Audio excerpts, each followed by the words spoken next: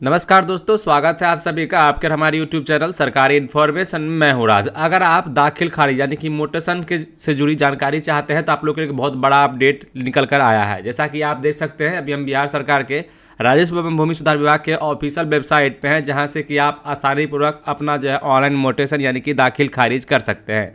अब रही कि दाखिल खारिज करते हुए आपके जो है एक बहुत बड़ा अपडेट किया गया है। उस अपडेट में क्या बताया गया है आइए हम जानते हैं। लेकिन जानने से पहले याद रखिएगा, अगर आप हमारे चैनल पर पहली बार आए हैं, चैनल को लाल बटन दबाकर सब्सक्राइब कर लीजिएगा, साथ में बेल आइकन को प्रेस कर लीजिएगा लगातार इस तरह की इन्फॉर्मेटिव वीडियो देखने के लिए।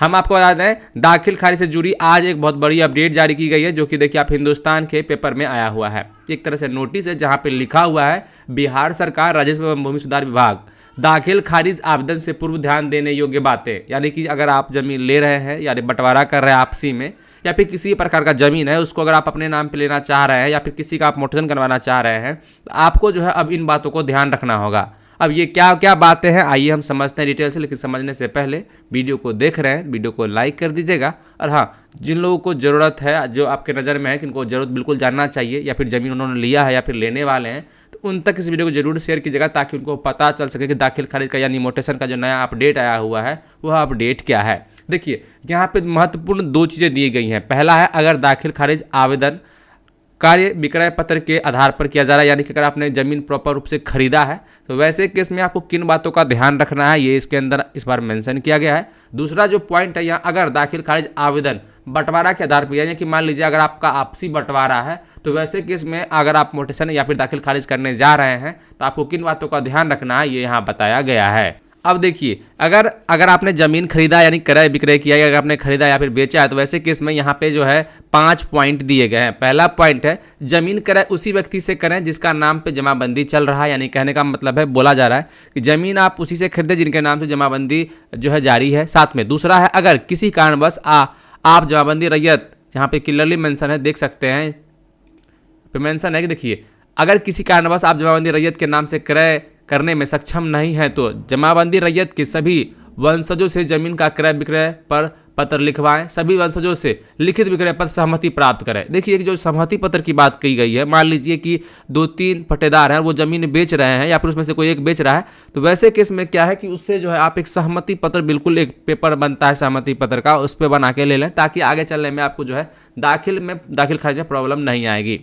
अगला जो थर्ड पॉइंट है, अगर जमाबंदी संयुक्त खाते की है तो क्रय विक्रय पत्र सभी खातेदार से लिखवाएं। सभी खातेदारों से लिखित विक्रय सहमति पत्र प्राप्त करें। देखिए, आपने एक चीज़ नोटिस किया होगा, अभी तक मैंने दो लाइन पढ़े हैं और दोनों लाइन में आपने सहमति पत्र का जिक्र ज़्यादा सुना होगा। यह सहमति पत्र आमतौर पे अभी के समय में मोटेशन यानी कि दाखिल खारिज में बहुत ज़्यादा जरूरी हो गया है। सहमति का मतलब ये होता है, सहमति मतलब समझिए सहमति, यानी कि जो है सभी का जो है सहमति मिलेगा। तो उससे क्या, अगर मान लीजिए कि कोई आदमी 10 डिसमिल जमीन है, उसमें अगर मान लीजिए 3 भाई हैं, तो अगर मान लीजिए कोई अपना 3.5 डिसमिल जमीन बेचना चाहता है, 3 डिसमिल, तो वैसे केस में क्या उन दोनों का सहमति, हाँ ये 3.5 डिसमिल जमीन बेच रहा है, ये अपने हिस्से का बेच रहा है, वैसे केस में सहमति इसके अब उस आधार पर जो है यहाँ पे बोला जा रहा है। और यहाँ पे देखिए, यहाँ पे जो है लास्ट में जो है यहाँ पे देख सकते हैं बताया गया है चौथा पॉइंट में, जो अगर आप जमीन का क्रय जमाबंदी रैयत से नहीं करते हैं, तो ऐसे में आपको दाखिल खारिज आवेदन करते समय अन्य हिस्सेदार संबंधित विवरण दर्ज करना आवश्यक होगा तथा विक्रय सहमति पर अपलोड करना आवश्यक होगा। यानी कहने का मतलब समझिए,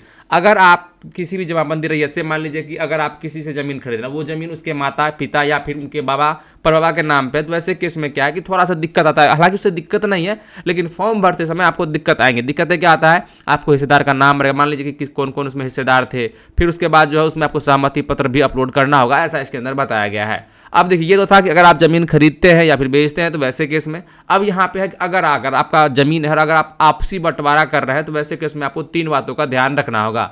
3 बात क्या है, आवेदन के साथ वंशावली अपलोड करना सुनिश्चित करना होगा आपको। यानी कि जो वंशावली मान लीजिए आप 3-4 भाई हैं, तो चारों भाई का जो है वंशावली बनेगा, यानी एक ही वंशावली में सारा का काम हो जाएगा। ठीक है। अब दूसरा देखिए, यथासंभव निर्दिष्ट बंटवारा कराना श्रेष्ठ कर होगा। आपसी सहमति बंटवारा दस्तावेज न्यायालय आदेश के आलोक में भी बंटवारा दाखिल खारिज हेतु आवेदन किया जा सकता है।